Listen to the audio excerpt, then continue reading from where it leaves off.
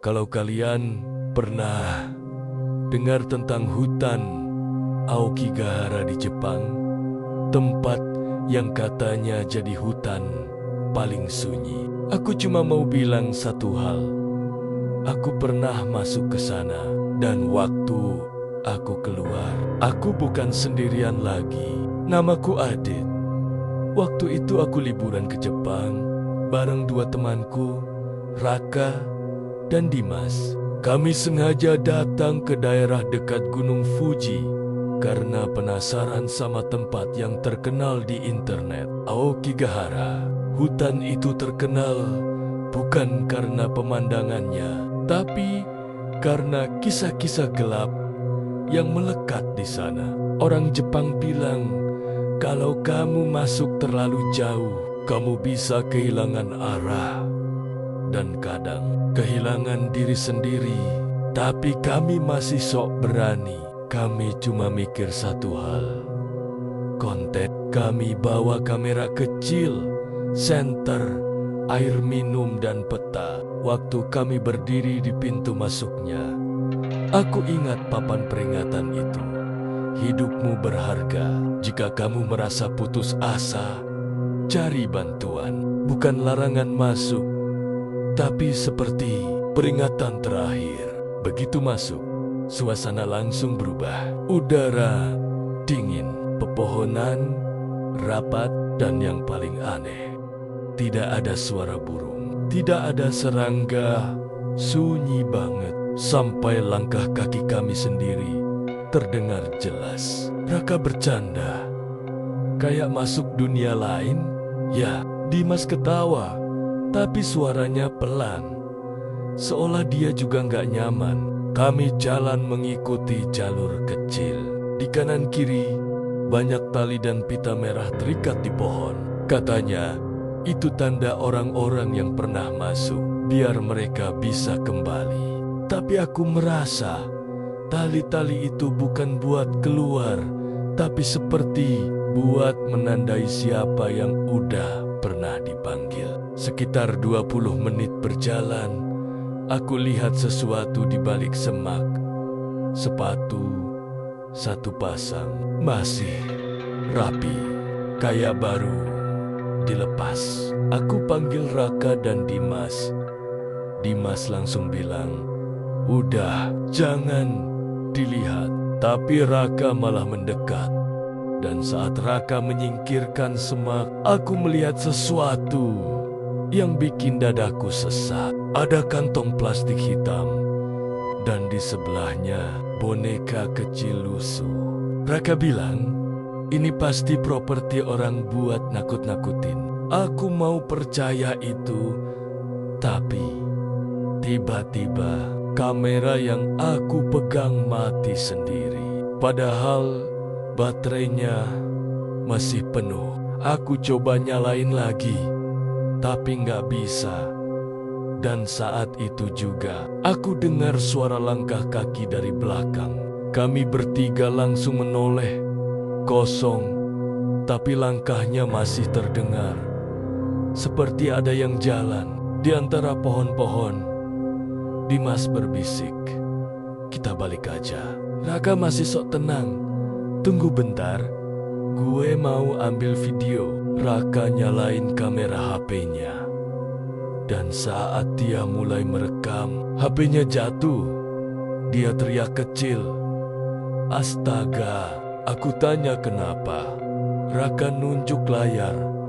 Di layar HP-nya, kamera masih merekam. Tapi yang terlihat bukan kami. Yang terlihat adalah sosok hitam berdiri di belakangku. Aku langsung merinding. Aku refleks menoleh lagi. Kosong, tapi saat itu aku mencium bau busuk seperti bau tanah basah bercampur daging basi. Dan perlahan aku merasa ada napas di dekat telingaku. Pelan, dingin, seperti angin, tapi bukan angin. Karena napas itu berbisik, "Ka-I-Sa, Pulanggi." Aku langsung mundur. Raka panik. Dimas mulai baca doa, dan tanpa sadar kami berjalan lebih cepat.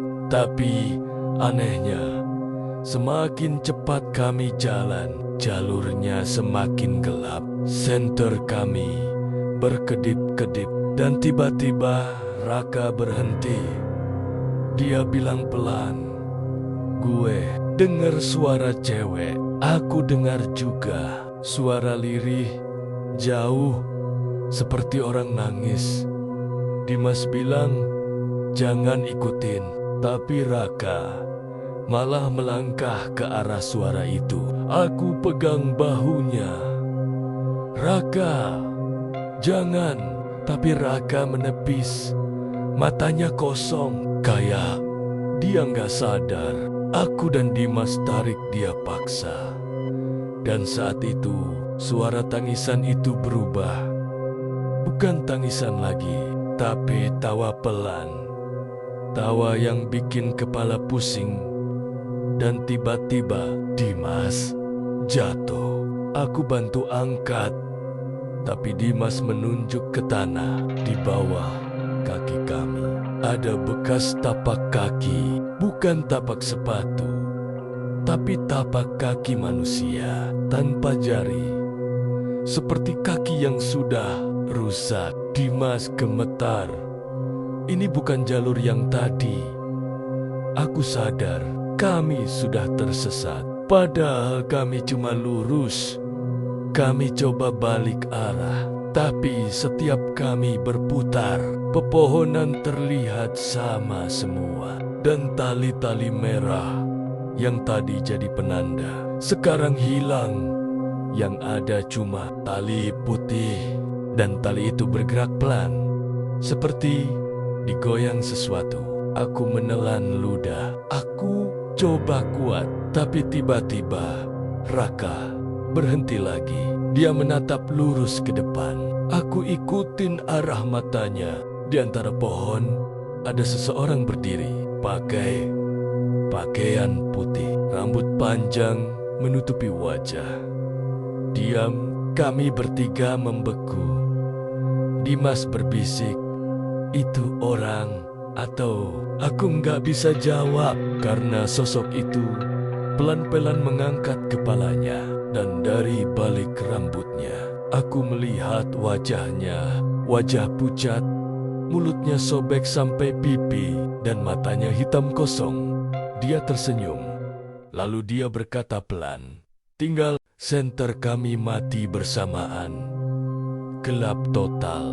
Aku cuma bisa dengar napas kami. Dan langkah kaki itu semakin dekat. Aku genggam tangan Dimas dan Raka. Aku teriak, "Lari!" Kami lari tanpa arah. Nabrak ranting. Jatuh. Bangun lagi. Sampai akhirnya aku melihat cahaya lampu jalan. Kami keluar dari hutan. Aku dan Dimas langsung jatuh ke tanah. Ngos-ngosan, Raka berdiri diam. Aku menoleh. Raka tersenyum. Tapi senyumnya bukan senyum lega. Senyumnya kaku. Seperti orang yang bukan dirinya. Aku panggil Raka. Raka menatapku. Lalu dia berkata pelan. Dia ikut. Kami buru-buru pulang ke penginapan. Raka sepanjang jalan diam. Dimas terus berdoa. Sampai di kamar, aku coba tenang. Tapi malam itu, aku terbangun jam 3 pagi. Karena aku dengar suara langkah kaki.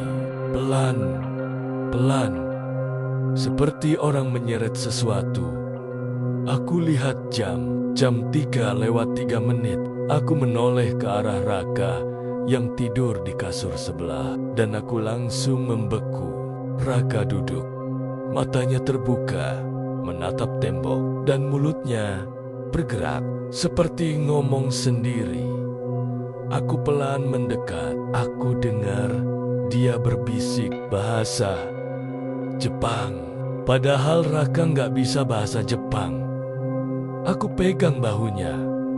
Kamu kenapa?" Raka menoleh pelan. Matanya hitam. Dan dia berkata, dengan suara yang bukan suaranya. "Kalian gak boleh pulang." Lampu kamar langsung mati. Aku teriak, "Dimas, bangun!" Dan saat lampu nyala lagi, Raka sudah tidur lagi. Seolah gak terjadi apa-apa. Tapi di lehernya ada bekas garis merah, seperti bekas tali. Besoknya kami pulang dari Jepang. Lebih cepat, Raka jadi pendiam. Dan setelah sampai Indonesia, dia mulai sering ngomong sendiri.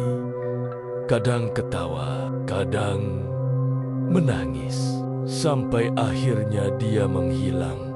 Yang paling bikin aku takut, beberapa hari setelah itu, kamera yang mati di Aokigahara tiba-tiba nyala sendiri. Dan di dalam memorinya, ada satu video terakhir. Video itu menunjukkan aku berjalan di dalam hutan. Tapi di belakangku ada sosok putih yang menggandeng tangan Raka. Sejak hari itu, aku sadar Aokigahara bukan tempat wisata. Karena ada hutan yang gak cuman menelan orang, tapi juga mengirim sesuatu pulang bersama mereka. Tamat.